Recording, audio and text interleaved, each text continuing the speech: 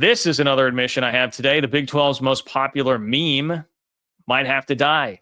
The most popular stereotype and meme in the Big 12 might have to be buried and put away for good because, my friends, I don't think Matt Campbell is going anywhere. I don't think Iowa State head coach Matt Campbell is going anywhere. And those of you that catch the reference there, obviously for a long time, Matt Campbell, I mean, we're going on like, it's 2017 really the breakthrough year. So we'd be going on like 7 or 8 years of Matt Campbell being mentioned for virtually every job that comes open in college football. And so the meme very quickly became new job opens up. Say the Chicago Bears head coaching gig comes open, right? Chicago Bears head coach Matt Campbell. That's the tweets. Me, the Gambling Gauchos, there are plenty of us that are all over that.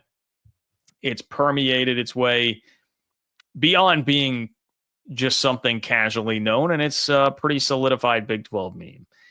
But part of that joke was, okay, hey, does he have an agent? Does he not have an agent? Like Iowa State fans will tell you he doesn't have an agent. It sure seems like he has an agent. That is somebody leaking his name for a lot of these. That's typically how a lot of names get thrown out there, particularly for some of the jobs where it didn't seem like he was maybe all that serious of a candidate. So there's that layered into it. But it's also, hey, the media being kind of lazy and just thinking that, well, hey, this is a guy who's doing well at a school that's outside of the Big Ten or the SEC. Like, of course, he would want to be a candidate here. There's a lot going on with that. But, I mean, we're kind of getting to the point where it's like, what is the job? Like, what is the needle that could possibly be threaded to pull Matt Campbell away from Iowa State at this point? I guess I shouldn't bury the lead here. He officially signed an extension that I guess had been in the works since December. But Matt Campbell's extension runs through 2032. He's going to get paid $5 million a year.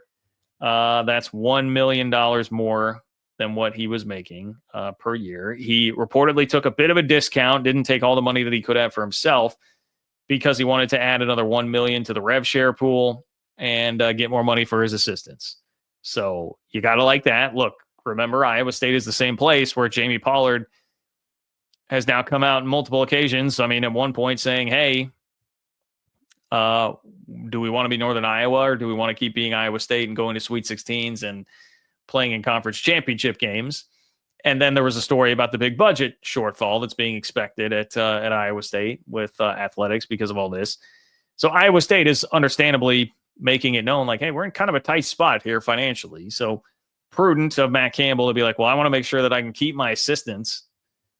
And I would also like to make sure that I can pay players as much as possible to stay pretty competitive here. So I think that was a wise move on his part. And he doesn't seem to be like somebody who's itching to leave. And if you were to ever leave, if you really want a big payday, like you really, really want to get paid more so than the $5 million a year, you'll have to just take one of those big jobs when they come around. You can get a monster contract if you want it that way. Hell, the NFL was sniffing around at one point. If you really wanted to go bark up that tree, if it were all about money. Also, nice job sneaking in some good bonuses here. $750K and up for 9+ wins. It's basically like $250,000. I think it starts at 7 wins. $250K goes up $250K for each win. Got some nice bonuses. You rip off another 11-win season, Matt Campbell's going to add a lot of extra money to that. But this really is my point now. He hasn't taken any of these jobs, and we just got the story not that long ago from Brock Purdy, his former quarterback, who was on, I think it was Bussin' with the Boys, right? He was on the Bussin' with the Boys podcast, and he was telling a story about the USC job before Lincoln Riley was hired in 22. And Brock Purdy said, my senior year, I was leaving. I was out the door. I met with Campbell after my senior night, and he was crying pretty hard. You could tell there was something going on. He was going to leave kind of thing. Met with him the next day, and I think USC offered him something legit before Lincoln Riley, and he was deciding on whether to go. And it says Purdy met with Campbell again the next day. This time Purdy brought his dad along with him. And Purdy says, Campbell's from Ohio. He's a Midwest guy. I actually brought my dad the next day when I met with him and we talked. And I was like, dude, my dad was in my life. He coached me up. He was talking about out in LA. It's just a different world compared to the Midwest and what he's used to being in his kid's life and stuff. It would just be a different kind of environment. Not knocking USC or anything. It's just different. So the insinuation there is really that Brock Purdy played a pretty big role in Matt Campbell turning down the USC job.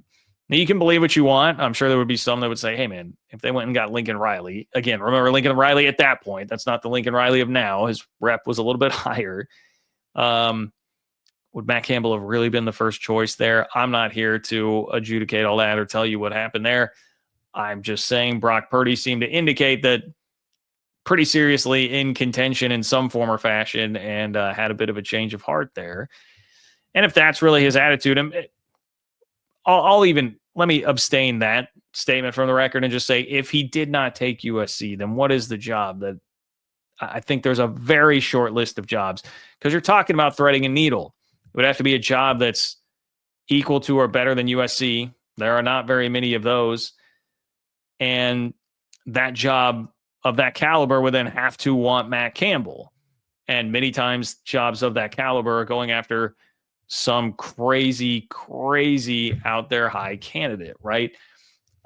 Matt Campbell's a Midwest dude, so I think you'd start looking at, all right, Notre Dame, Ohio State, Michigan, Penn State, jobs like that. Well, one, they have to be open. Two, they've got to want him, and then he would have to actually take the job. So there's a lot of dominoes that would have to fall in place there. There's a very tight needle that would have to be threaded for him to actually leave and take one of those jobs. Like, this is clearly not a guy that's overly motivated by money. His salary right now is still 7th. And I think actually I had it at 7th originally, but I think Kenny Dillingham just moved in front of him too. So it might actually be 8th. So he moved up a couple of spots, but he's not being paid overwhelmingly like one of the absolute best in the Big 12, which he's definitely in the top 3 probably of Big 12 coaches. I'm just trying to think of what people's consensus would be right now, but generally see a lot of Kleiman, Leipold, Campbell. Gundy's a tough one to reconcile right now based on where he's at, and I don't mean to do this whole list over again, but you get the point. He's definitely better than 7th or 8th, which is what his pay would indicate there. So I just don't know that this dude's ever leaving. Notre Dame doesn't look like that's opening soon. You got a young, very, I would say, like, relative to the college football world, a very, very sexy name right now, a coach in Marcus Freeman, who's recruiting his absolute butt off and just played for a national championship. Ohio State just won the national championship. Ryan Day, I mean, I guess maybe not quite as secure as others who have won a national championship in the past just because of the Michigan thing. But then you got Penn State. I mean, James Franklin's doing pretty well. James Frank, couple of years of losing the big one again. Maybe they would run him off.